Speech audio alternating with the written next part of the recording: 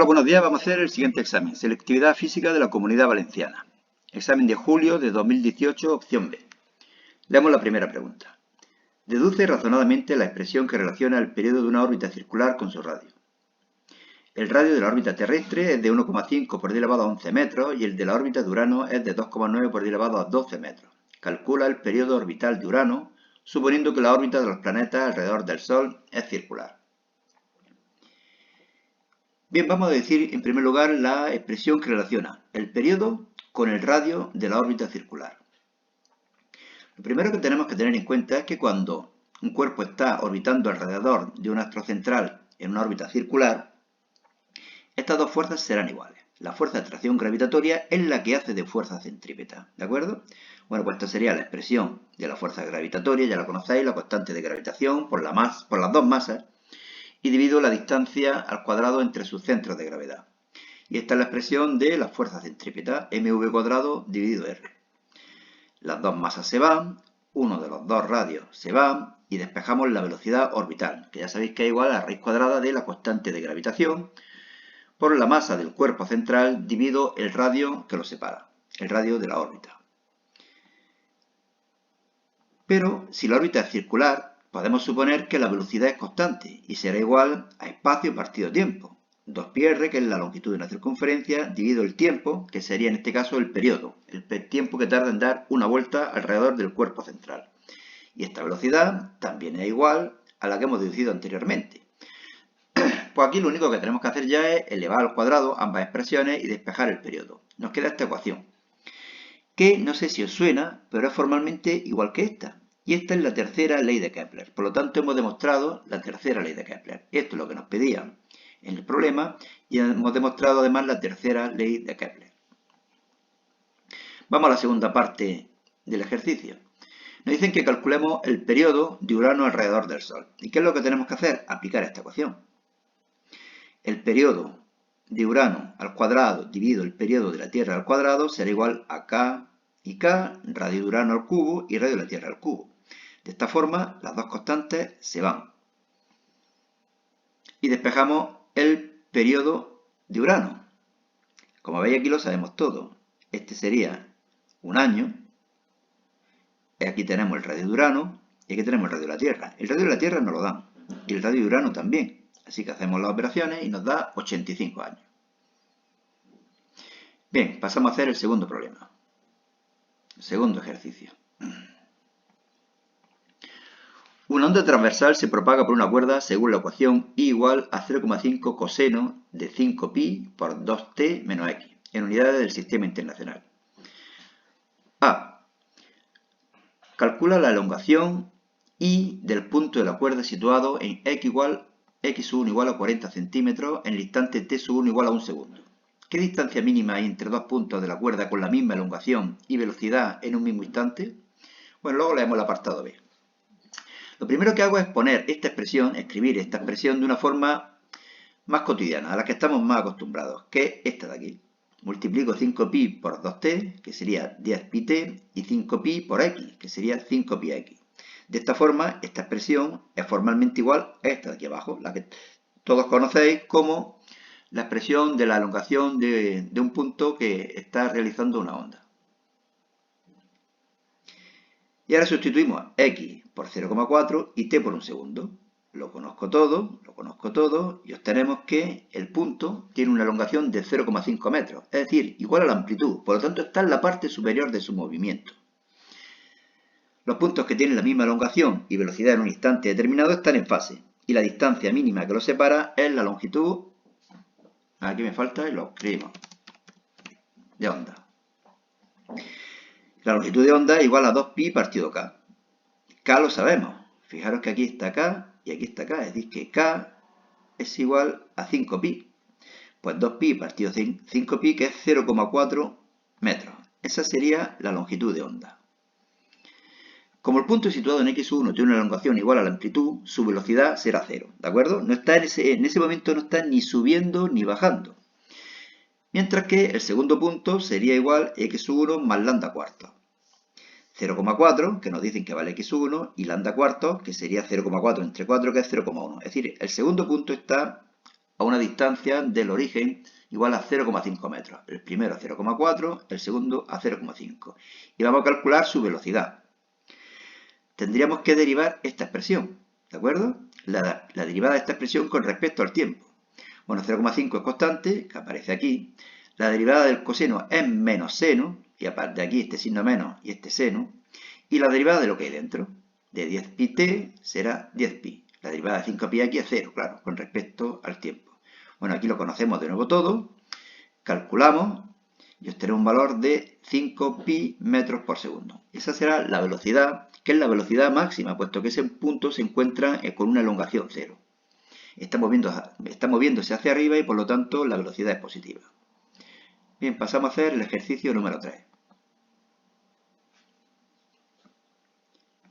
Esto aquí lo arreglamos un poco.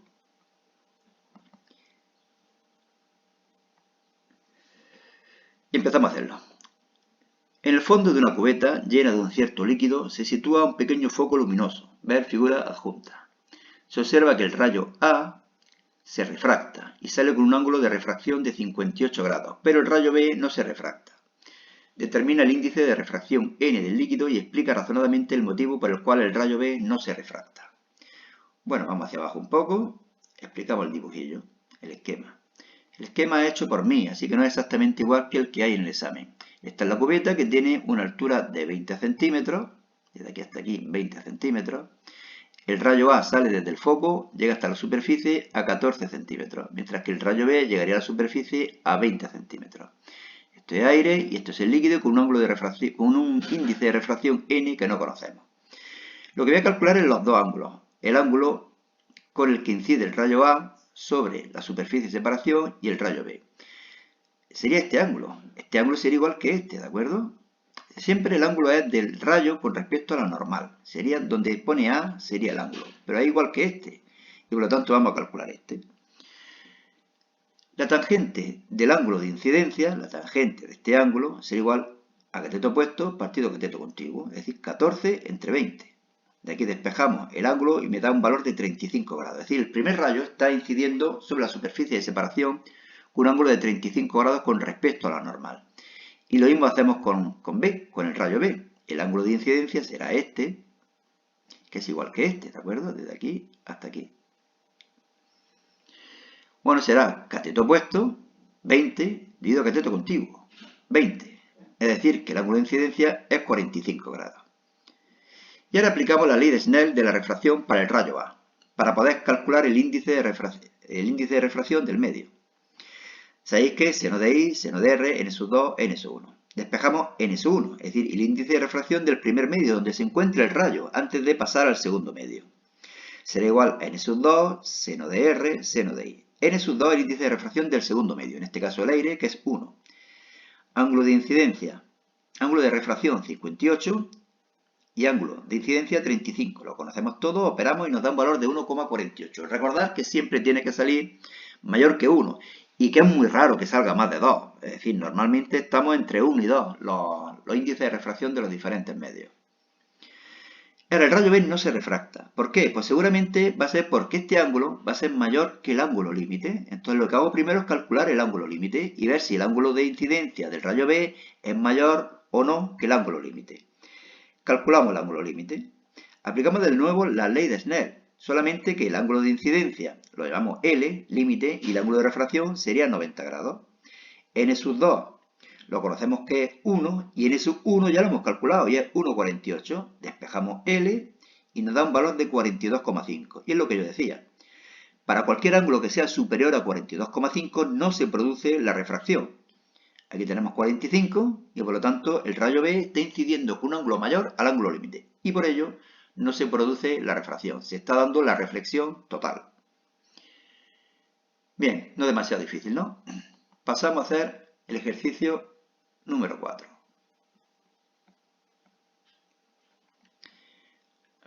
Bajamos un poco más para que veamos el esquema. En los puntos A, 0, 0, que sería este de aquí, B, 0, 2, aquí, y C, 2, 2, aquí, se sitúan tres cargas eléctricas iguales, de valor menos 3 microcoulombios.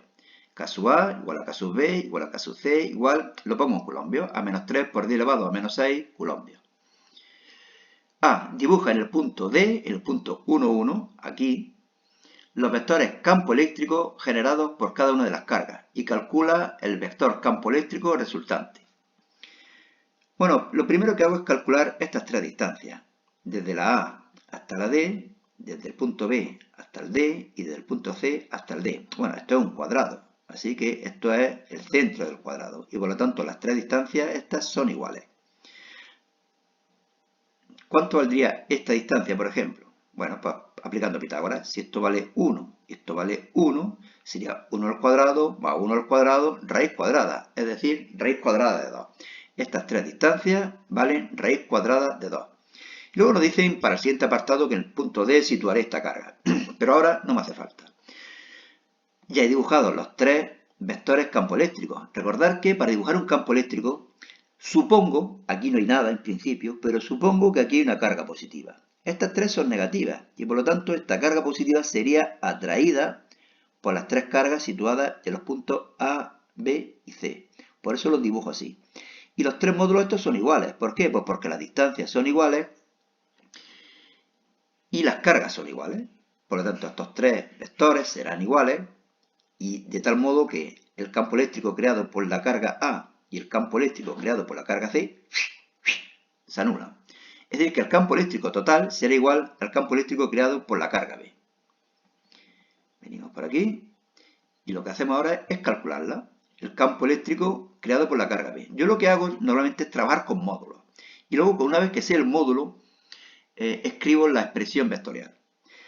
El campo eléctrico es igual a la carga, a la constante eléctrica por el valor absoluto de la carga dividido por la distancia al cuadrado. Valor absoluto, puesto que estoy calculando el módulo.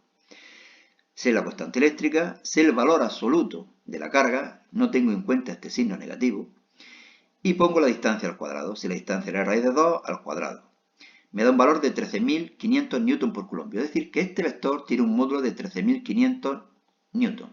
Y ahora lo descompongo en dos, el uno horizontal y el uno vertical. Pero estas dos componentes valdrán lo mismo, puesto que este ángulo es de 45 grados.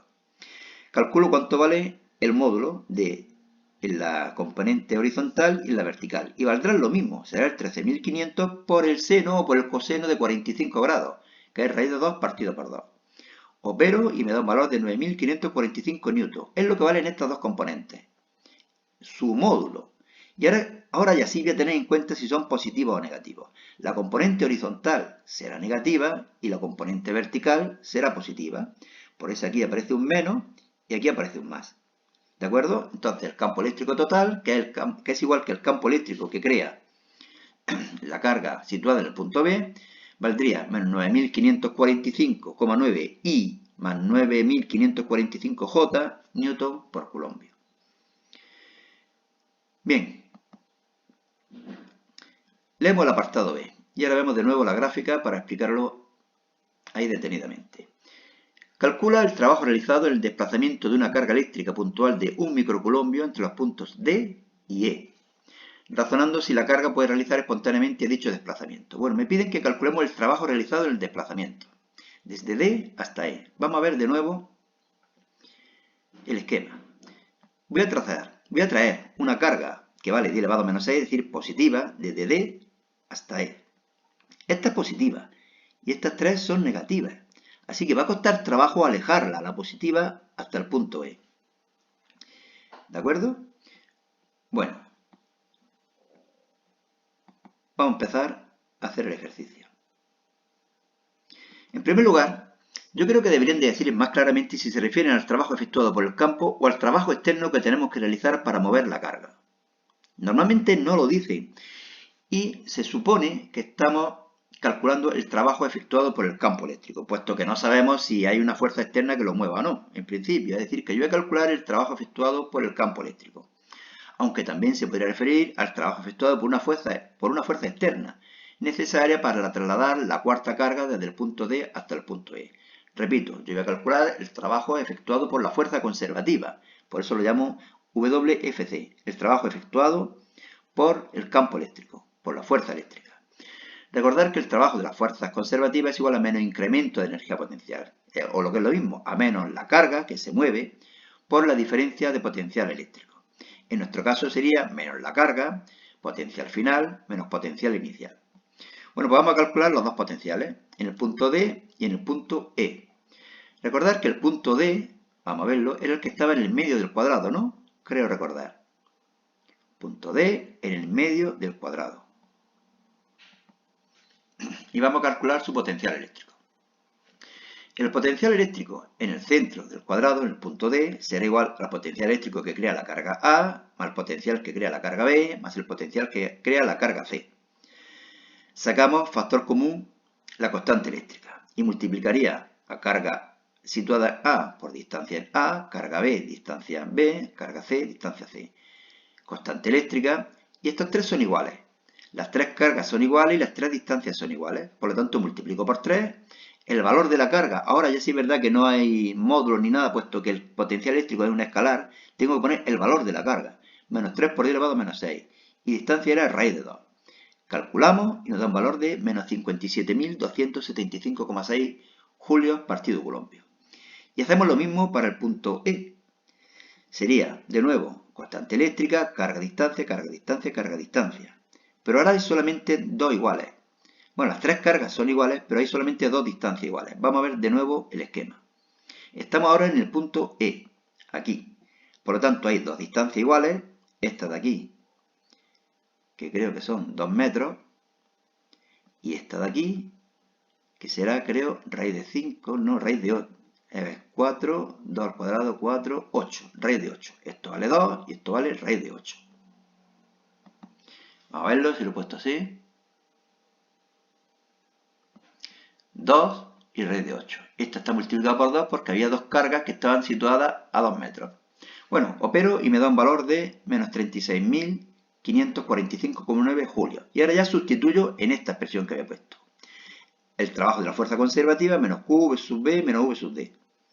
Lo conozco y obtengo un valor de menos 0,021 julios.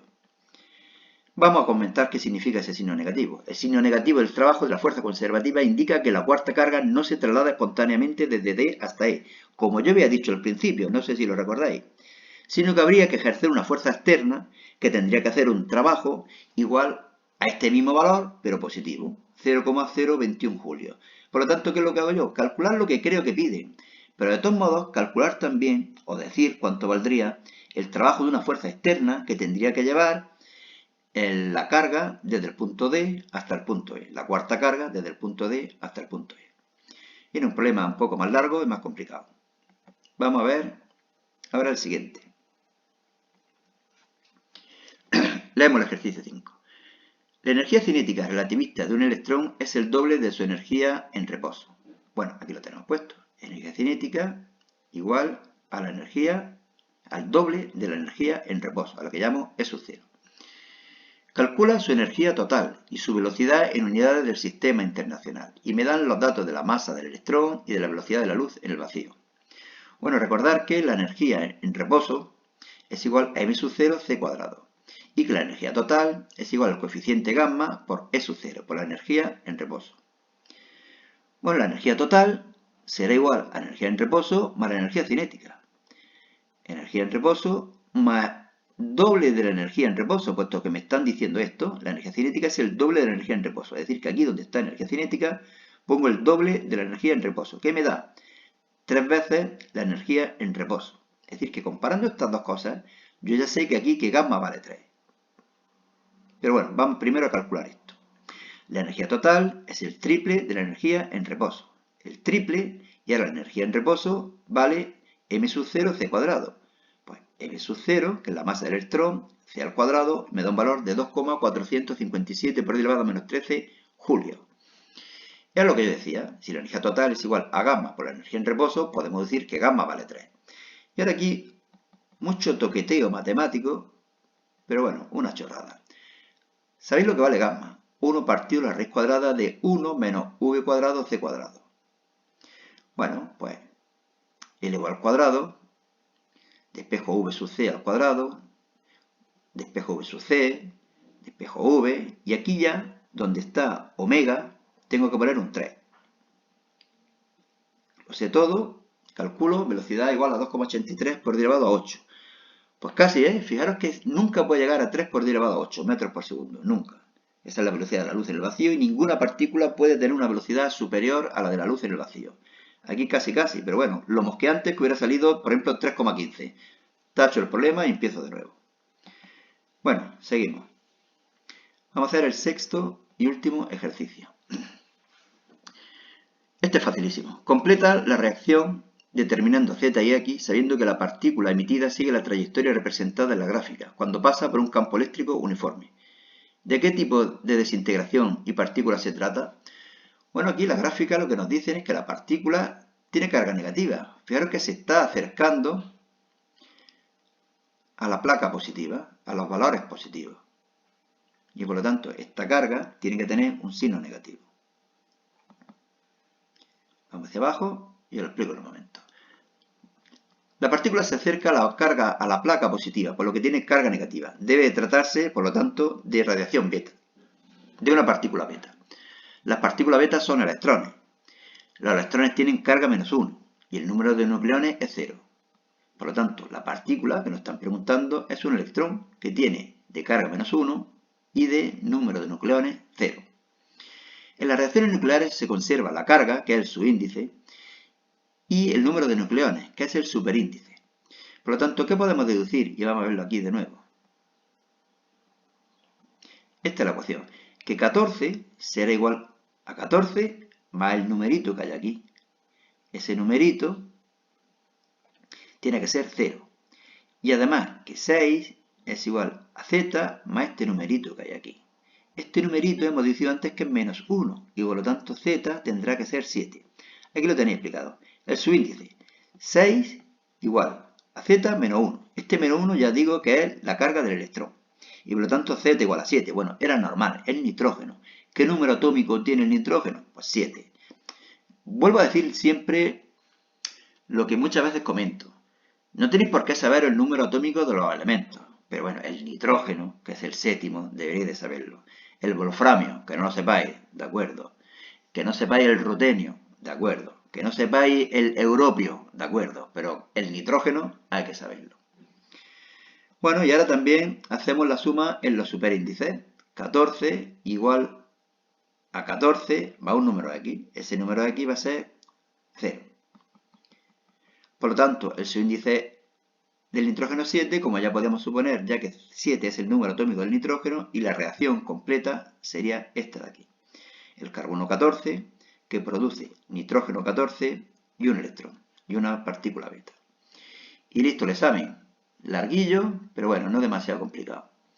Pues nada, suerte en los exámenes de segundo bachillerato, de selectividad, en la vida en general y cuidado con el bicho. No salgáis ni a respirar. Hasta luego, Lucas.